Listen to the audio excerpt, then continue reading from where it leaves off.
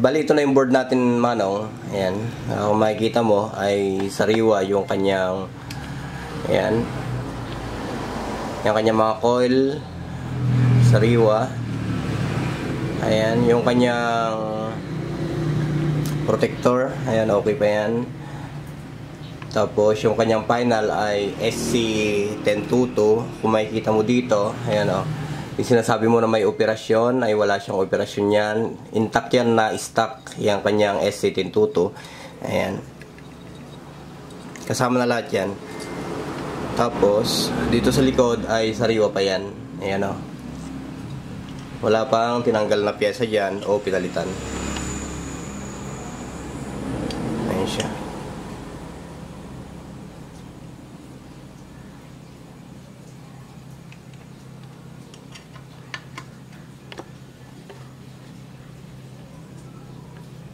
Ngayon susubukan natin siya.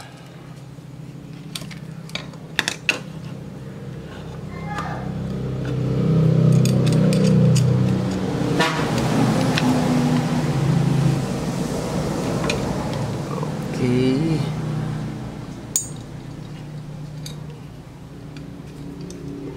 Magpatulong ka na lang sa kasama nating technician dyan, Manong, na magkabit nito. Para alam niya yung mga wirings kung saan itinutusok.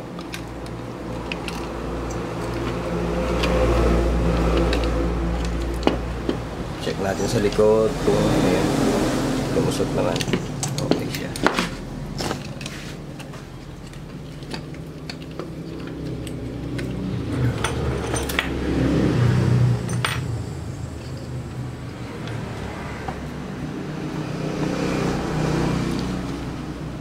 Tapos papakimgang mo dito yung kanyang kalabog at kung ano-ano pa.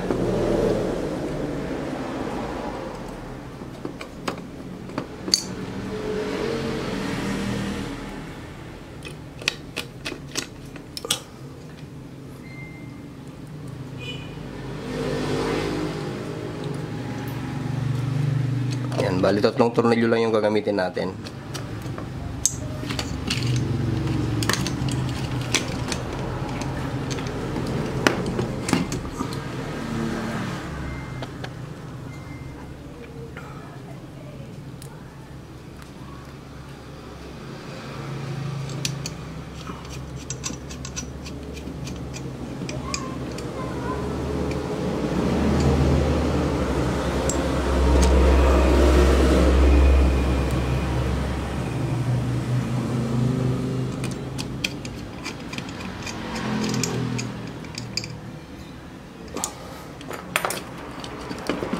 Okay.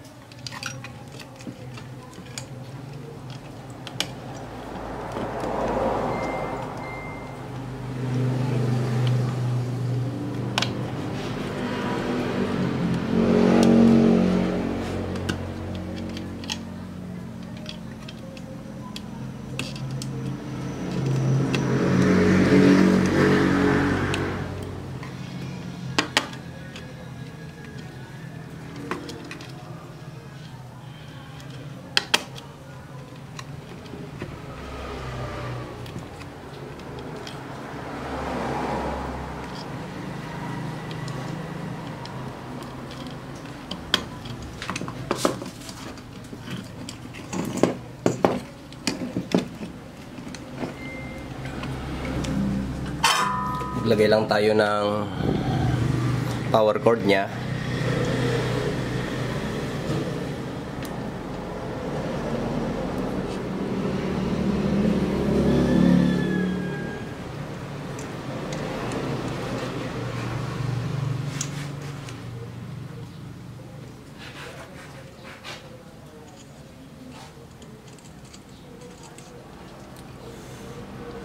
Ano muna, pang samantalang power cord.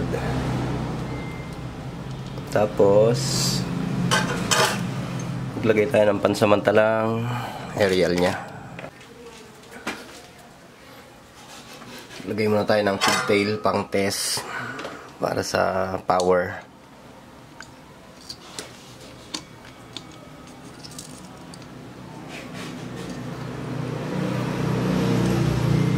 Yun.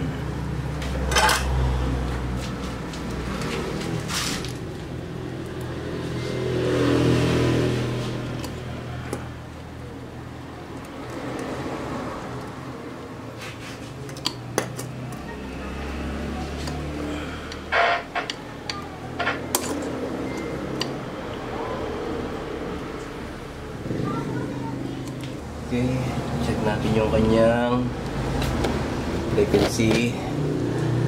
Yung frequency nito, loads, ay medyo malabo eh. Pero kargan natin muna ng mic. Frequency natin ay 144,200.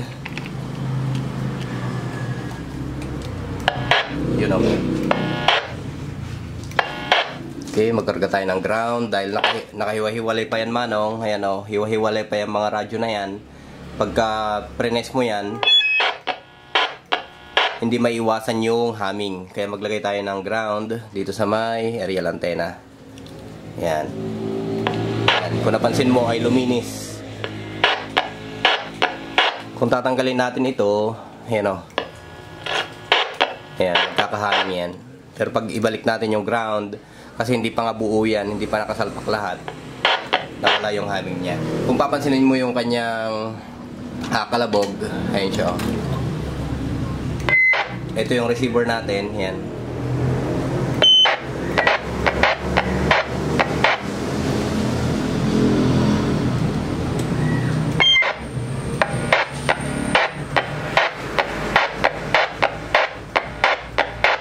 Talagang kumakalabog siya. Bali, normal na humming yan kasi nga hindi pa naman intact lahat, wala pang mga tornilyo, for testing lang yan. Okay, yung audio natin ay sound testing 1, 2, 3, 4 5, 4, 3, 2, 1 1, 2. maganda yung audio niya. Then yung kanyang power analyze naman ay naglalaro sa, okay, ayun yung SWR natin. Yung kanyang low power ay 5 watts. Yan. Yung kanyang high power naman ay, okay, sumagat na. Ayan, 40 to 45 yan loads. Yung kanyang high power. 1, 2, 3. Hindi pa kasi intact lahat yan. Maaaring magbago pa yung power output niyan pagka na-intact na lahat dito. Kasi nga halos hindi pa perfect yung kanyang ground eh. Tapos yung aerial antenna niya, itinusok lang natin din. Tapos isang tornilyo, hindi pa masyadong intact yan. Ito, at saka hindi pa nakalagay yung isa nitong transistor na yan. Pero yung kalabog niya ay okay na.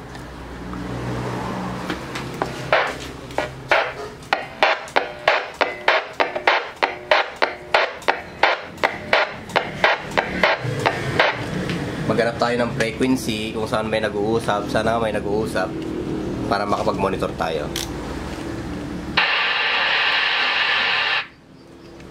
Okay.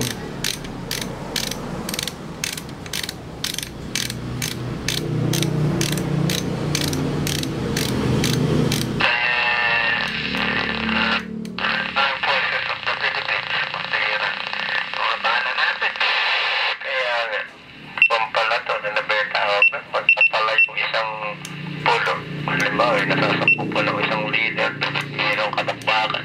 Kahit hindi pala inaanyayahan itong karatik, basta narinig na putok-tutulong.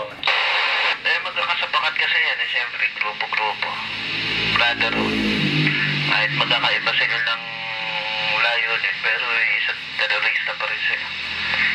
Eh, mahiinit ang dugo sa mga kasundaluhan. Kawawa yung mga sundalo natin. Kawawa. Yung SAP, yung sa 44, kawawa nangyari doon. May natira pa isa sana doon eh, na destino ng pinatay din eh, ng Baguio. Okay na siya, manong ko. Okay, balik natin sa 144-200 na. 144-200. Check ko kung mahanap ko ba yun. Burado kasi yung LCD screen natin eh. 3-4. Dapat magbago yun. 144-1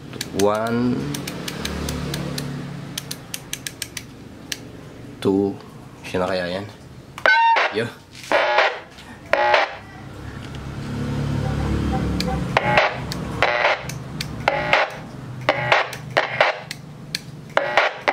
Hindi ko maisentro. Bulag kasi load eh. 144-200. Yeah.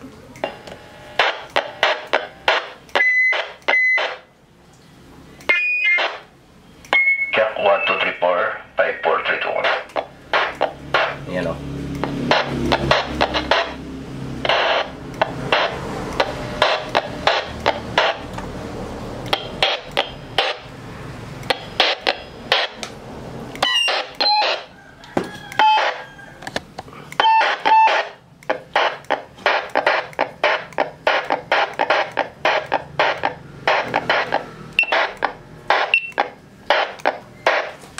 Okay na okay, manong. Magandang buhay po dyan.